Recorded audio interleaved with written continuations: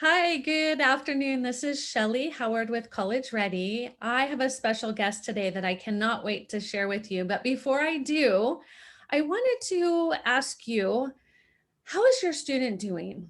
Are they online? Are they hybrid? Are they in school, out of school? Where are they at and how are they doing? That's the question I want to ask today. Our guest is going to speak to some of that, but before we do, stay with me for a minute. Does your student ever tell you they feel stuck, lonely, frustrated, overwhelmed? Do you think they spend too much time on their phone? I think as parents, we probably all think that. Do they lack inspiration? Have they gone the opposite from being really, really busy, hyper busy, to now you can't motivate them to just go outside? Let me tell you, this is unfortunately very normal. So, as you know, I help students all over the globe, and this pandemic has definitely affected everybody in their own way, depending on where you live. My students in, Michigan or South Dakota, way different than Southern California. So, we don't want to assume that anybody is doing one way or the other. But I will tell you, there are students that are thriving. There are students that are using this gift of time to really self reflect, to spend time with family, to do things they've always wanted to do. So think about this for a moment. I got a phone call today, right before we got on, and I had a very, very sad mom who said, I don't know how to help my daughter. She seems depressed, but I don't know what depression looks like. She seems angry, like everything just she was an advocate and she's fired up and she just wants to fight the world.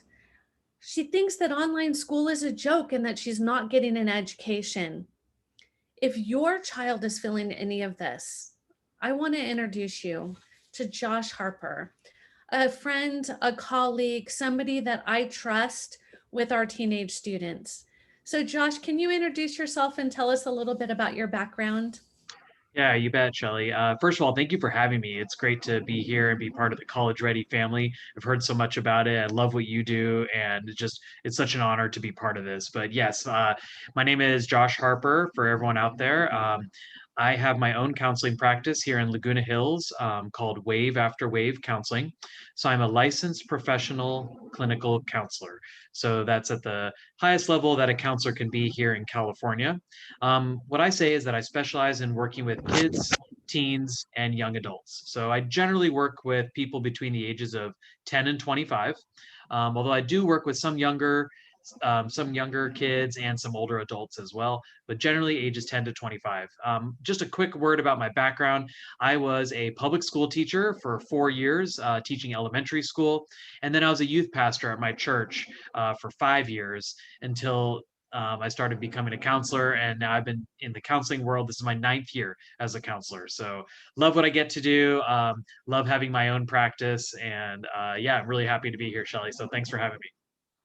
Awesome. So, if you don't mind, Josh, I'd like to ask you a couple of things that I often hear from my families. And I wrote them down because they're pretty consistent. These are some pain points and some things that parents have reached out. So, the first thing is with everything going on in the world these days, you've been noticing a lot more, or I have, everybody has been noticing a lot more anxiety in people. Can you talk about what that anxiety may look like or how to spot it as a parent and what we can do? Yeah, sure. It's first of all, I mean, this is just a really tough time for everybody, but for teenagers, in some ways, this may be even more difficult with their brains still developing.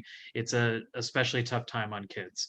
Um, the anxiety right now, people are having a lot of anxiety about a whole variety of things, whether it's related to the virus. There's some people that are just still very, of course, very reasonably still anxious about the virus, still very fearful. And this may end up having a big impact on their lives. For example, they're maybe withdrawing from a lot of their usual activities. Some of them are obviously totally canceled, but even with things that they might normally do, they maybe feel anxious about that, maybe are totally isolating from all their relationships out of fear of the virus, and not getting together with anyone, which also is, in some ways really understandable too. Some people are having a lot of anxiety about themselves or family members getting sick, and just very fearful of that. Another way that the anxiety may look these days, Shelly, is a lot of people are just experiencing overwhelmed thoughts, maybe a racing mind, overthinking things. Maybe, they're trying to lie down and go to bed at night, and their mind just keeps racing over and over with their worries and their thoughts. But these are just some of the things that we're seeing a lot of right now in the mental health community with just this crazy past year that we've all had. So, as a parent, how do we know the difference between normal COVID frustration and this anxiety that they need to seek help for? Yeah, that's a great question. The main thing to me when you ask that is how much is this interfering with their lives, right? Like the virus and the pandemic is interfering with all of our lives. To be sure, it's been super frustrating and annoying. But if we're looking at a teenager, are we noticing some like are there increased negative behaviors? Is the kid withdrawing a lot? Is the kid missing things that they normally would not miss? Obviously their grades, are their grades going down? Are we seeing an increase in negative behaviors, whether that is like obviously like drugs or alcohol, whether it's self-harm, whether it's suicidal thoughts, or just behaviors like defiance at home. If any of those things are increasing, then that might be a sign that, okay, this is a little bit more serious. This might be a sign that that person could use counseling. Also, of course, if the teenager, him or herself, speaks up and says that I think I could talk to someone, I think I need counseling, or I think I need someone outside of this family to talk to. That's not an offense to the family or anything. It's just that's just normal, and that's what a lot of people really need and benefit from. So those are kind of some of the signs that, hey, maybe this person might need more help than just the average that we're all struggling with. Yeah, good to know. Now, what about for teens getting ready to go into college? I've noticed a lot of teens have a hard time with not knowing what's going on next. Do you have any advice? Yeah, yeah.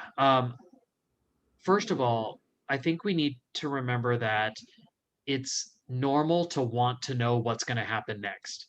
And it's kind of a skill to develop this ability to be okay with not knowing how life is going to be.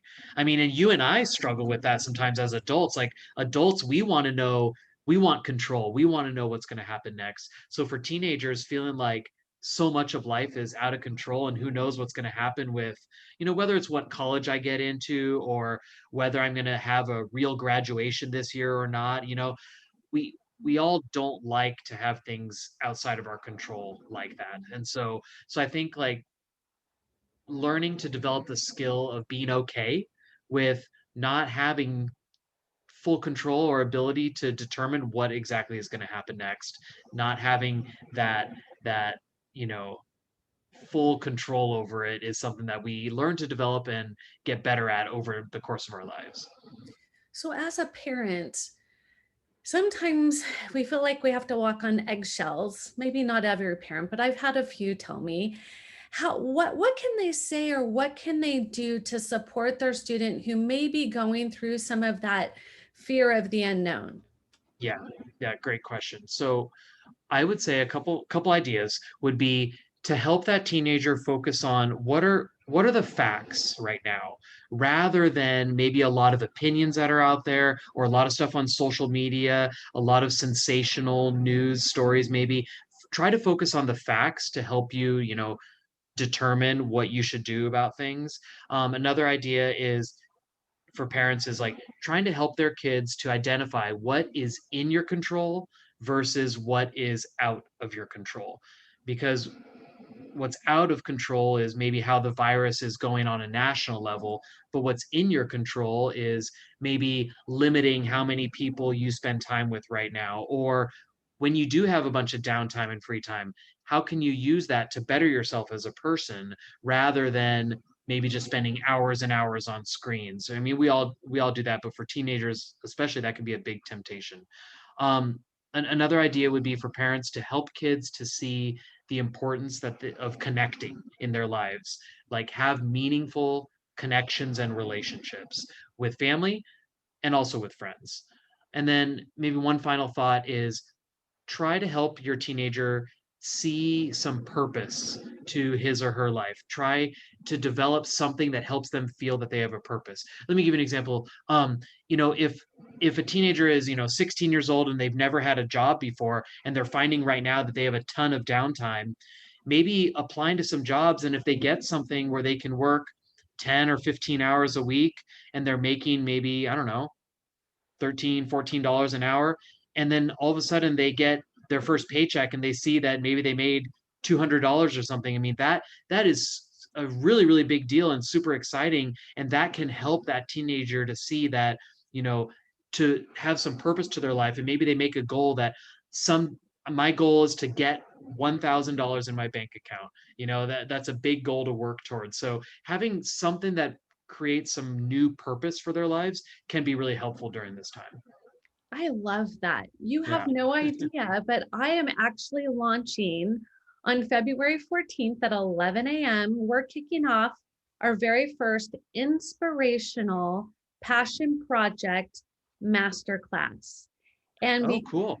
because what we're finding is when students take the focus off of them and what's happening to them and they turn it and put it on how can I help somebody else in need, Yeah.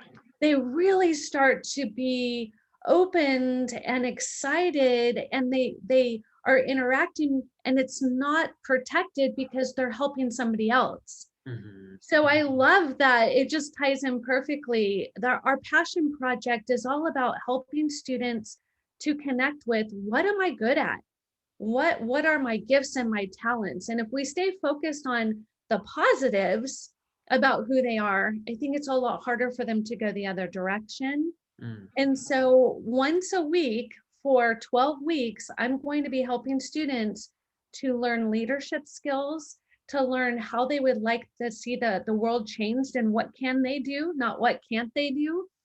We're going to focus on reflecting on what are my gifts so I can help somebody else. And I'm going to lead this group, which means we're going to be interacting, all sharing what we're truly passionate about. Wow, that's really cool. That sounds like a great thing for teenagers to be like Yeah, attending or like focusing on. And yeah, when we get our minds off of ourselves and onto other people and how we can help, or it helps us with our own problems actually.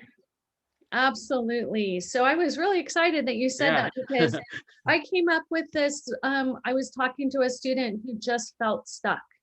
And I'm like, how do I help them get out of their own way? What can I do to inspire them? I can motivate them all day long, but I truly want to like gift them what am I good at?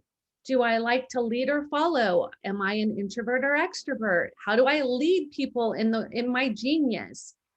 I mean, think about if everybody had 200 service hours done by the time they were 17, what our world would look like, Yeah.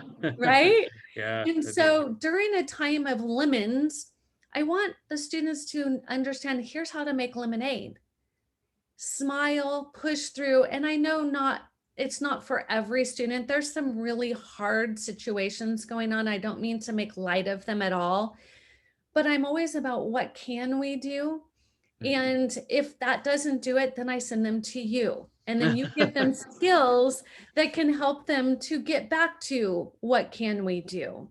Mhm. So, speaking of that, skills, what does it look like if I send my student to you? Mhm. What does that behind the scenes feel like? Or what am I putting them into if I send them your way? Yeah, yeah, good question. Well, it depends how old the student is. So if someone is 17 or younger, they're a minor, so definitely going to want to really set it up through the parents and have a lot of parental involvement, especially at the first session. I I would sit down with the parents and we're going to talk through a lot about the student's life and history. Tell me all about what's happened over the course of their life for these first 17, 16 years or whatever. And then, the second part of the session is going to be really getting the student involved. And then future sessions are probably more with just the student and I working together. And it's going to be really about developing a trusting relationship where that person feels like, okay, I can talk to Josh. He really cares. He's there for me. He's going to help me. And then every student is going to, my approach is going to be different depending on them and what they're going through. But I'm going to listen closely, I'm going to care, but then also give them some actual skills to use in their regular everyday life. And then in between sessions, hopefully they work on things, come back and tell me how their life has been this past week or two, and then we kind of go from there. And then really quick, if a student is 18 or older, then that's a little bit different. They don't have to have their parents involved, but sometimes a lot of times they will want their parents to be part of their counseling, which is cool. But if not, then technically an 18-year-old or older could just talk with me without even letting their parents know, since they're an adult. Absolutely. And what is the best way for somebody to get in touch with you? Yeah, I have a few different ways. I mean, they can call me, they can send me an email, they can go to my website, waveafterwavecounseling.com. But maybe the best way would just be to send an email to Josh at waveafterwavecounseling.com, or just give me a call. Excellent. Well, thank you, Josh, so much. And what a gift. So, college ready families, please know that we're here to support you, not only just to get into college and graduate debt free, but really to help your student grow, mature, and have a career that they actually love. So thank you, Josh, so much for your time. And I look forward to our continued partnership.